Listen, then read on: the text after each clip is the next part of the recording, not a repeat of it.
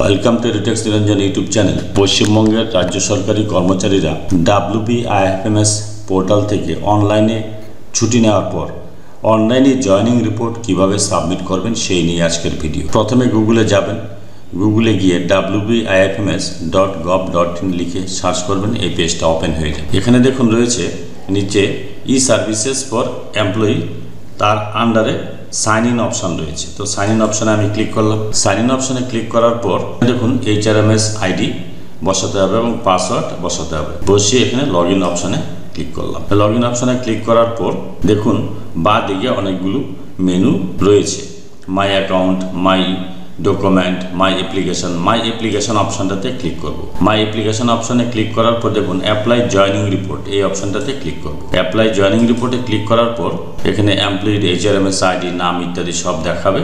এবার leave description, এখানে যে LOB রয়েছে এই LOB, অর্থাৎ এখানে একটা ডাউন এরর রয়েছে, এটাতে আমি ক্লিক করব। এখানে ক্লিক করার পর দেখুন কোন ডেট থেকে কোন ডেটে তিনি EL নিয়েছিলেন। আমি একজন নার্সিং স্টাফের দেখাচ্ছি, তিনি 26/4/2024 থেকে 10/5/2024 পর্যন্ত আনলিভ নিয়েছিলেন এবং ডেট অফ জয়েনিং হচ্ছে 11/5/2024। তো এটা আমি এখান থেকে সিলেক্ট করলাম। এই দেখুন জয়েনিং ডেট এটা চলে এসেছে। এবার আমি ফরওয়ার্ড অপশানে ক্লিক করব। দেখুন এটা কিন্তু একটু আপডেট হয়েছে, আগে একটু অনলাইন জয়েনিংটা অন্যরকম ছিল। তো এখানে আমি ফরওয়ার্ড অপশানে ক্লিক করব।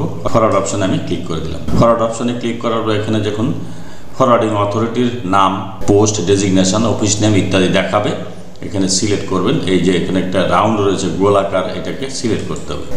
সিলেক্ট করলাম, করার পর সাবমিট অপশানে আমি ক্লিক করলাম। দেখুন জয়েনিং রিপোর্ট সাকসেসফুলি ফরওয়ার্ডেড হয়ে গেছে। জয়েনিং রিপোর্ট প্রিন্ট, এই অপশানটাতে আমি ক্লিক করলাম। ক্লিক করার পর দেখুন এই যে জয়েনিং রিপোর্ট হয়ে গেছে। এখানে নাম থাকবে এবং রয়েছে এখানে নাম West Bengal nursing service holding post of staff nurse এবং HRMS আইডি।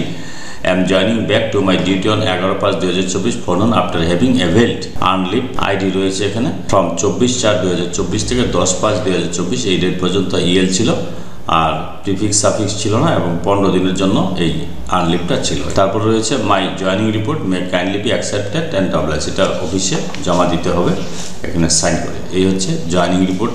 আপনি ছুটি নেওয়ার পর কিভাবে সাবমিট করবেন সেটা এখানে আমি আনলিভে দেখিয়েছি। অন্যান্য লিভের ক্ষেত্রেও একই রকমভাবে জয়েনিং রিপোর্ট সাবমিট করতে হবে। যদি ভিডিওটি ভালো লাগে please like, share and subscribe this channel to get notification of the next update. Thanks for watching this video.